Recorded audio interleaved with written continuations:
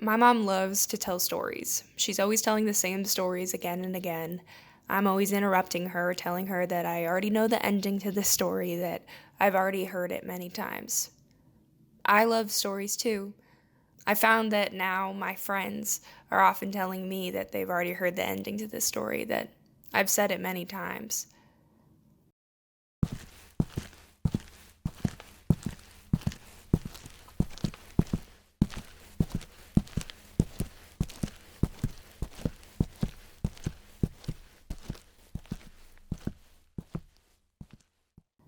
One of the stories that my mom tells the most often is the one about Boston.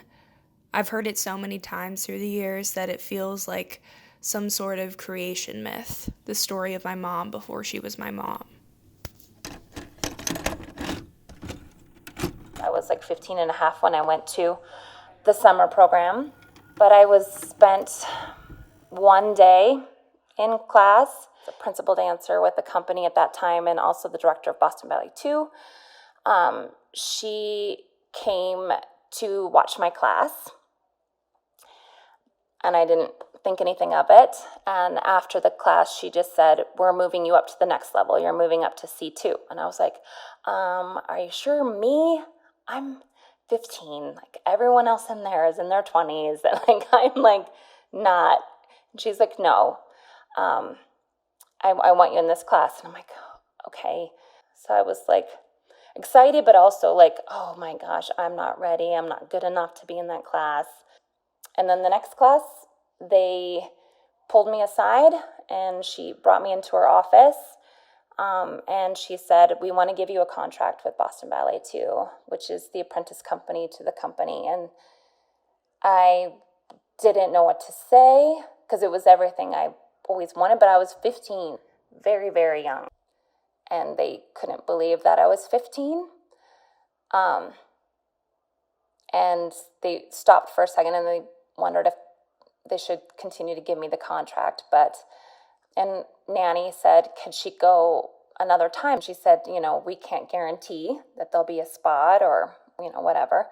And then went home for a couple of weeks, packed everything up and went back to Boston. And there was several of us that lived in a house together, so I paid rent. I took class every day with the company. I was with the company all day long, every day.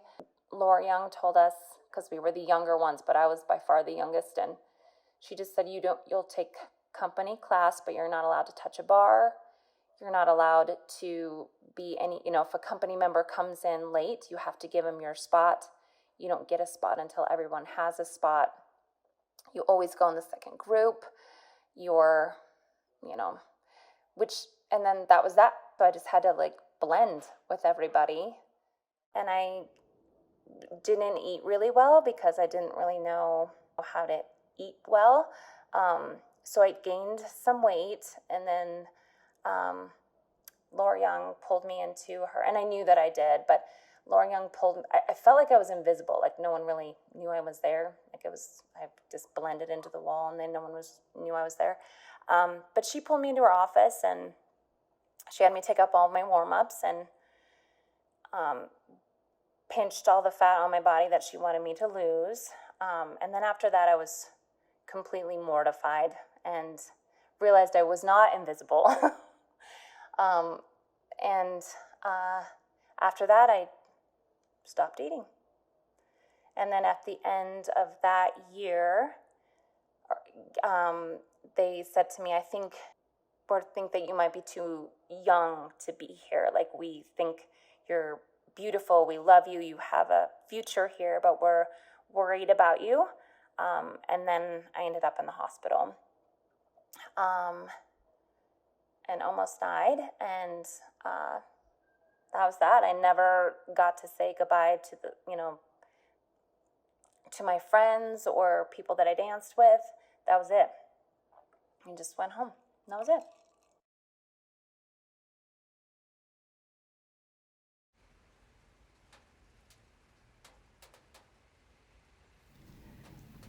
I grew up in the shadow of this story, slowly feeling it creep into my own. I watched myself grow up and become very similar to my mom. I grew into the role of the artist that always felt like an imposter. When my mom and I moved in with my grandparents, I even lived in the same room that she did growing up. I was terrified of failure and repeating her story, but the more I feared this fate, the more I fell into it.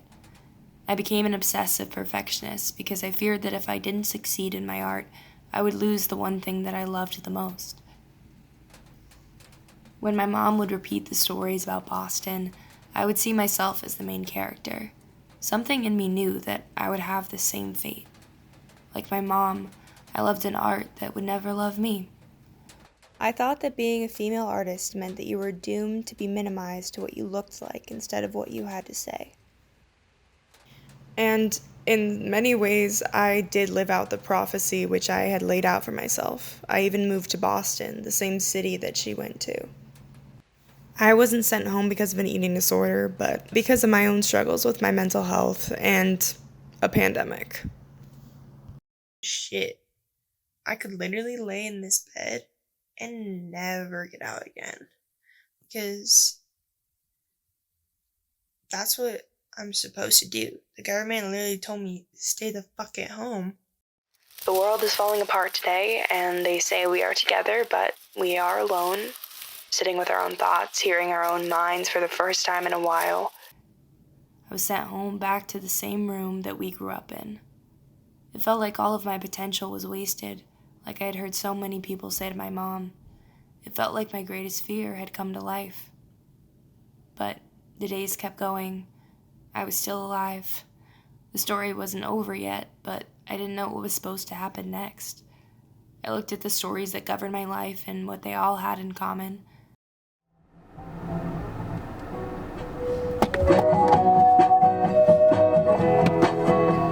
But yeah, I don't know. I wanted to talk a little bit more about my old journals because I've been thinking about them so much because of I think one of the things that's really stuck with me was seeing things that I had written about for so many years in so many different contexts that still affect me now. Just basically seeing myself go through the same situations and not understanding them, not understanding that the ways that I entered them made them so much more painful for me, and that I wasn't changing the way that I was, but was just continuously hurt by these situations. I don't even know what the word would be for this, but to not realize that something has been I guess plaguing you in so many different aspects of your life, in so many different eras of your life, in so many different ways throughout your life, but never really being able to contextualize that and seeing them as all connected, and finally seeing the bigger picture. Yeah? What?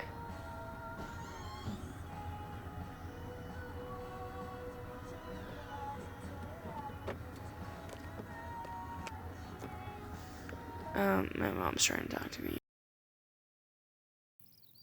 I began to understand the many ways that I projected my own fears onto so many people that I claimed to love. I realized that I needed to redefine what I thought love was. I realized that until I learned to make friends with myself, everyone would remain a projection of what I desired or feared that I would become. I knew that I needed to rewrite so many of the stories of my life because they were all written by my insecurities. I knew that I needed to do this with my mom.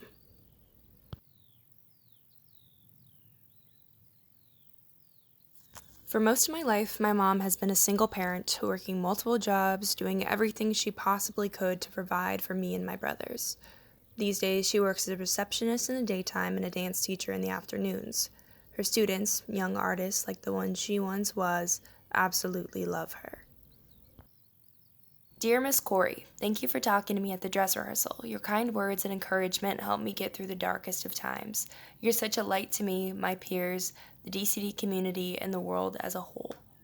Dear Miss Corey, you're such an important person in my life, and you will always be my teacher, my mentor, my inspiration.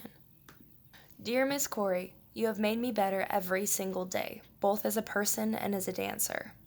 Dear Miss Corey, you are a force of light in my life and many, and I would like you to know that I see you as a positive, kind, caring, and inclusive Dear Miss Corey, you're the most down-to-earth person I know. Dear Miss Corey, I enjoy every single minute of you teaching. My mom was never a failure, and neither was I. I'm still working to rewrite the stories in my life, knowing that none of them will ever be completely true.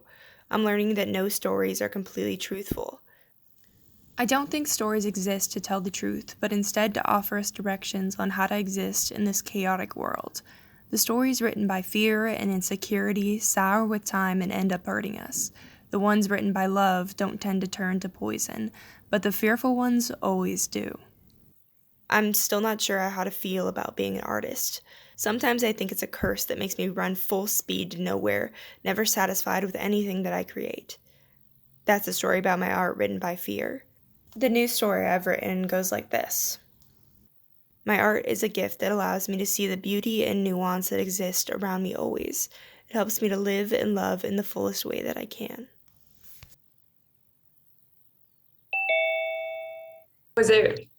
How was it going back when you were moving me in for college, basically? It was weird. It was so mortifying and so horrible for me that I just completely blocked it out. I didn't know Emerson was right there. I would never have guessed when I was 15. You know, many years from now, my daughter will be right over there.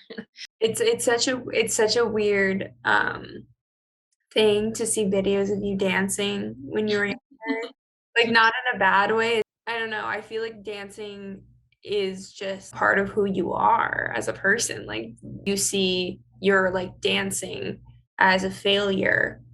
It like continues to be part of who you are and the way you see the world. And Not being able to stay healthy was the reason I wasn't able to continue, which is hard to swallow when you get to a certain level like that. But, as far as you and raising you, have three of you.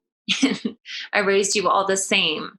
And the difference is from birth, you were an artist. And that's just the truth. You just were. And of course, I recognized that in you and nurtured that. And, I just followed your lead.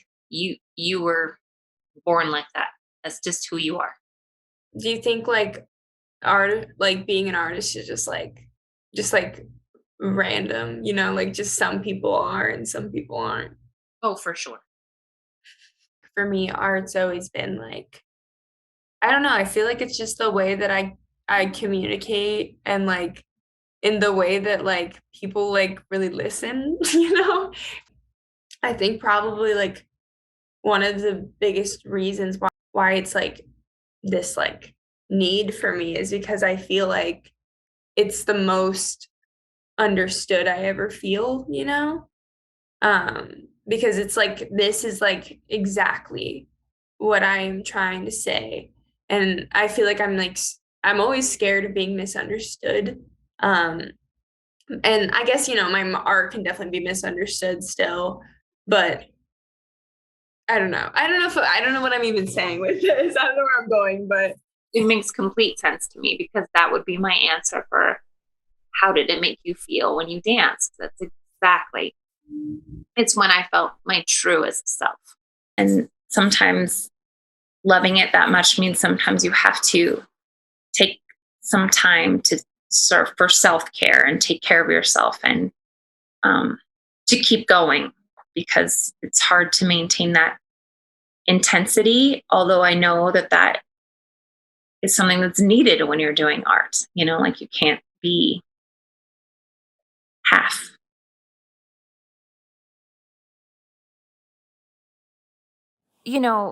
Of course, you're my daughter. And of course, being around me has influenced you. Just because we're mother and daughter doesn't mean my mistakes will be your mistakes or the things that I struggled with have to be your struggles. I mean, I think we can understand each other as far as being artists, but what happened to me is that's not yours, that's mine.